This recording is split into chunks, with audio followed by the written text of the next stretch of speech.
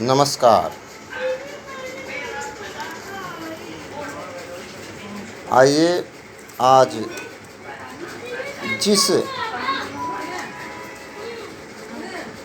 हिसाब से इस देश की स्थिति और परिस्थिति चल रही है, जिस हिसाब से साधु संतों और ब्राह्मणों का अपमान किया जा रहा है हमारे इस भारत देश में, और आरक्षण SC/ST एक्ट लागू करके जिस हिसाब से हमारे देश में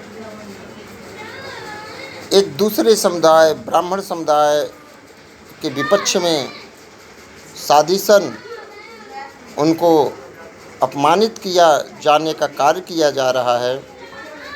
आज 73-74 साल आज़ादी के हो जाने के बाद भी हमारे देश में ब्राह्मणों के लिए अपमानजनक स्थिति बनी पड़ी है। कोई भी सरकार, कोई भी पार्टी, कोई भी नेता ब्राह्मणों के हक में बोलने को तैयार नहीं है। यहाँ तक कि दूसरे समुदाय के लोगों ने भी ब्राह्मणों के अपमानित करने के ऐसे वचन बोलते हैं, ऐसे शब्द बोलते हैं कि वो बर्दाश्त के बाहर हो जाता है। अगर ब्राह्मण हैं तो ज़रूर उनको तकलीफ़ होगा।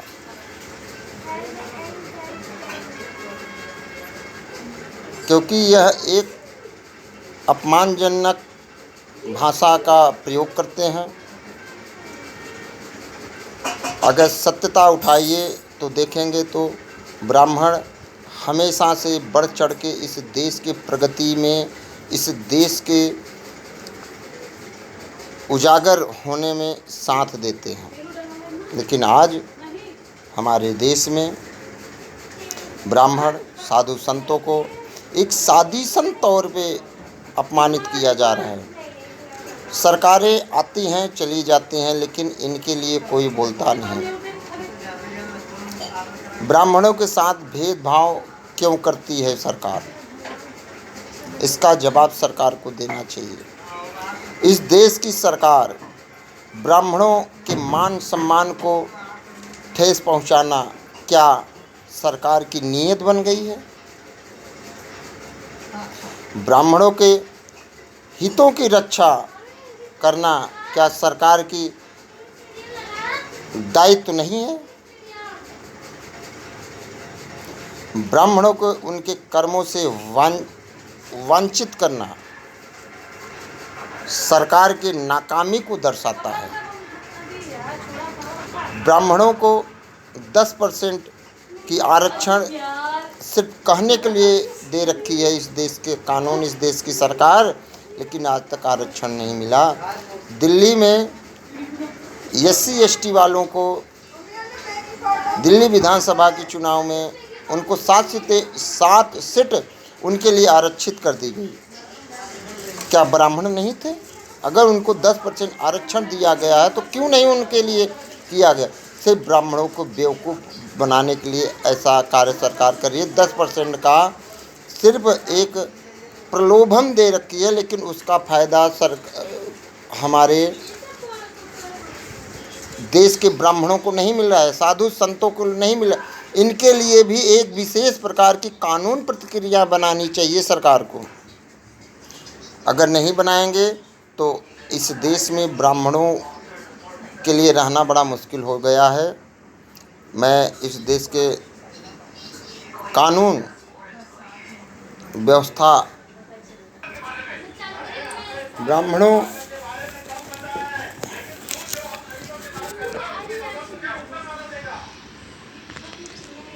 जो कि ब्राह्मणों को 10% का आरक्षण केवल एक साजिशन है। ब्राह्मणों को वोट के चक्कर में सरकारें 10% की आरक्षण दे रही है। कोई भी सरकार ब्राह्मणों के हित के लिए नहीं है। अगर हित के लिए होती तो आज के समय पे SC/ST एक्ट और आरक्षण जैसी महामारी नहीं रह जाता। आज SC और ST एक्ट आरक्षण से जो इस देश का बुरा हो रहा है, ये समझिए कि 90% वाला जो आदमी व्यक्ति है उसको नौकरियां नहीं मिल रही है, और 50% वाला व्यक्ति आरक्षण से और वो SC ST दिखा के अपना नौकरी पा जा रहा है।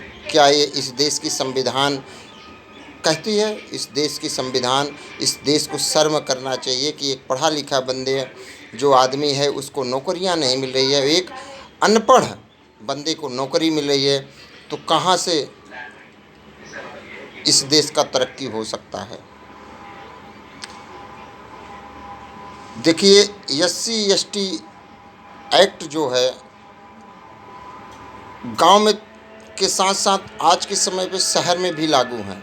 नौकरी के लिए SC ST वाले अपनी जाति सूचक तुरंत डालते हैं। अगर उसी जाति सूचक को संबोधित करके कोई बोल देता है तो उसके ऊपर एक्ट यानी उसको सजाएं दी जाती है। ये कौन सा कानून, कहाँ का कानून है? उसी जाति प्रथा पे उनको नौकरियां प्रदान करी जा रही है सरकार द्वारा, और उसी जाति का अगर कोई नाम ले रहा है तो उसको सजा दी जाती है। ऐसा कहाँ का नियम कानून है? आज देखा जाए जहाँ भी SC ST वाले हैं, जहाँ भी देखो, जिस किसी भी राज्य में देखो, उनको ब्राह्मणों और संतों को फंसाने का एक साजिश किया जाता है उनके द्वारा। क्या ब्राह्मणों का कोई भी अधिकार नहीं है कि वह भी इस देश में मान सम्मान के साथ जी सकें? ब्राह्मणों की इस दुर्दशा का कारण सिर्फ हमारे देश की सरकार की नीयत का फल है। कोई भी सरकार हो, आज तक ब्राह्मणों के बारे में कोई भी नहीं सोचता है कि ब्राह्मणों में सभी समुदाय से ज़्यादा गरीबी है। अगर ब्राह्मणों में गरीबी की बात करते हैं तो ब्राह्मणों में सबसे ज़्यादा गरीबी है, भुखमरी है। फिर भी सरकार ब्राह्मणों पर भेदभाव का आरोप लगा देती है। बड़े बड़े नेता समाजवादी पार्टी, बहुजन समाज पार्टी के, यहाँ तक कि कांग्रेस सरकार जो है, कांग्रेस पार्टी के सभी तमाम पार्टी जो सिर्फ ब्राह्मणों के ही टारगेट बनाते हैं। ये सिर्फ इनका मकसद है ब्राह्मणों को अपमानित करना। आज तक किसी भी पार्टी, मैं तो ये भी कह रहा हूँ, किसी भी पार्टी ने ब्राह्मणों के हित के लिए काम नहीं किया। सिर्फ उनको प्रलोभन दिया गया है, ब्राह्मणों को उनको बार बार उनको टारगेट किया जाता है, उनके मान सम्मान को ठेस पहुंचाया जाता है। ये सरकार की नीयत बन गई है।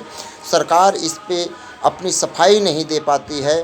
सिर्फ जब समय आता है इलेक्शन का तो ब्राह्मणों के लिए कुछ ना कुछ वो लॉलीपॉप दिखा देते हैं। तो ब्राह्मणों को जागृत होने की ज़रूरत है, ब्राह्मणों के अंदर एकता होने की ज़रूरत है। अगर आज ब्राह्मण और साधु संत एक नहीं होंगे तो आने वाला समय ब्राह्मण और साधु संत के लिए इस देश में रहना बहुत मुश्किल हो जाएगा, क्योंकि हमारे देश की जो सरकारें, जो इनकी नीयत है वो ब्राह्मणों और साधु संत के खिलाफ़ है। ये देख रहे ही हैं आजकल का ज़माना जो चल रहा है, कोई भी साधु संत या ब्राह्मण के साथ गलत हो रहा है तो उसके लिए कोई नेता, विपक्ष या पक्ष वाले कोई भी अपना मुंह खोलने को तैयार नहीं। यहाँ तक मैं तो उन ब्राह्मणों और साधु संत नेता जो बने बैठे हैं, जो बड़े बड़े पद पे बैठे हैं, वो भी नहीं बोलते। जब वो अपने लालच में आके बैठ गए हैं तो लालच से गद्दी नहीं चला सकते। इस समय चलाए हो, आगे आपको इसका अधिभार जरूर भरना पड़ेगा। और जो सिर्फ ब्राह्मणों के ही टारगेट बना देते हैं, ब्राह्मण ही इस देश के असली हकदार है। अगर देखा जाए तो ब्राह्मण ही इस देश के हकदार हैं, क्योंकि ब्राह्मण इस देश को आगे बढ़ाने में इतिहास गवाह है। जब जब इस देश पे कोई भी आफत विपत आई है तो ब्राह्मण और क्षत्रिय ही बढ़ चढ़ के योगदान दिए हैं। सर्वप्रथम बढ़ चढ़ के भाग लिया गया है ब्राह्मण और क्षत्रियों द्वारा। मुश्किलों से बाहर निकाला गया है तो सिर्फ ब्राह्मण और क्षत्रियों के द्वारा। आज जिधर भी देखो, जिस भी समुदाय में देखो, सिर्फ ब्राह्मणों के लिए ही अपमानजनक भाषा बोला जाता है। भरी सभा में बोला जाता है कि कोई भी नेता पार्टी वाले नहीं बोलते। ब्राह्मणों के लिए अगर कहीं भी अपमानित बातें बोली जाती है तो कोई भी नेता विपक्ष वाला यह नहीं बोलने के तैयार होता कि ऐसा वहाँ पे क्यों बोला गया है ब्राह्मणों के द्वारा। उसके ऊपर एक्शन नहीं लिया जाता, कार्रवाई नहीं करी जाती। यह इस देश की कानून व्यवस्था और इस देश की जो नीति है, संविधान है, उस पर बहुत बड़ा आघात किया जा रहा है।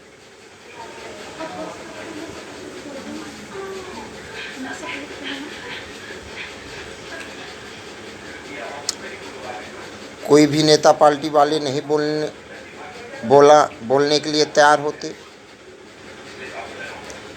यहाँ तक मैं आप सबको बता दूं कि ऐसा क्यों बोला जाता है। कभी किसी ने सोचा कि ऐसा क्यों बोला जाता है? ब्राह्मणों की अपना एकता दिखाना होगा। ब्राह्मणों में एकता की ज़रूरत आ गई है, एकता दिखाना होगा, नहीं तो इनकी आने वाले समय में कोई भी जगह नहीं रह जाएगी। यह सरकार नीयत को साफ कर दे रहा है। यह सरकार की नीयत को साफ कर देने वाली बात है कि ब्राह्मणों का अपमान हो रहा है, पर भी सभी नेता चुप्पी साधे बैठे हुए हैं, कोई बोलने के तैयार नहीं है। साधु संतों का हत्याएं हो रही है, साधु संतों को मारा जा रहा है, ब्राह्मणों की अपमान की जा रही है। मैं आपको बताऊं कि हमारे इस देश में मस्जिदों में मुल्ला मौलवियों को वेतन भोगी बनाया गया है। उनको वेतन दिया जाता है, पैसे दिया जाता है। ब्राह्मणों के लिए कौन से मंदिर में ब्राह्मणों को पैसा दिया जाता है, पंडितों को पैसा दिया जाता है, इनको वेतन दी जाती है सरकार द्वारा। सरकार की नीयत साफ है कि अपने वोट बैंक के लालच में यह एक समुदाय के साथ अपमानित कर रहे हैं ब्राह्मणों को। और आज ब्राह्मण अगर नहीं जागे तो याद रखना ब्राह्मणों कि तुम्हारी आने वाली जो पीढ़ी है, तुम्हारे बच्चे, वो इसका दंड उनको मिलेगा, वो सज़ा भोगेंगे। उनको नौकरियां, सरकारी नौकरियां नहीं मिलेगी, उनको कहीं भी कोई रखने को तैयार नहीं है। अगर कोई बोल दिया ये ब्राह्मण है, आज नौकरी के लिए मैं बढ़ता हूँ फलाने फलाने फलाने, आज SC ST वाले भर के वही ले लेते हैं, और कल अगर तुम उनको उनकी जाति बोधक से सूचित करते हो तो तुम्हें सज़ा भी दिलवाते हैं। ये कानून कौन सा कानून है? सरकार की ये दो राही नीति समझो। अगर ब्राह्मण की एकता बनेगी तब जाके इस देश में कुछ हो सकता है। कोई भी सरकार बोलने को तैयार नहीं है। ऐसा क्यों? मैं माननीय अपने प्रधानमंत्री नरेंद्र मोदी जी से यही कहना चाहता हूँ, अपने गृह मंत्री जी से यही कहना चाहता हूँ, अब देश के राष्ट्रपति जी से यही कहना चाहता हूँ कि इस पे अपनी नीयत को साफ करें और इस SC ST आरक्षण जैसे महामारी को इस देश से हटाने की कृपा करें। आने वाली पीढ़ियों के लिए स्वतंत्र भारत का एक आईना दिखाएं। जय हिंद, जय भारत।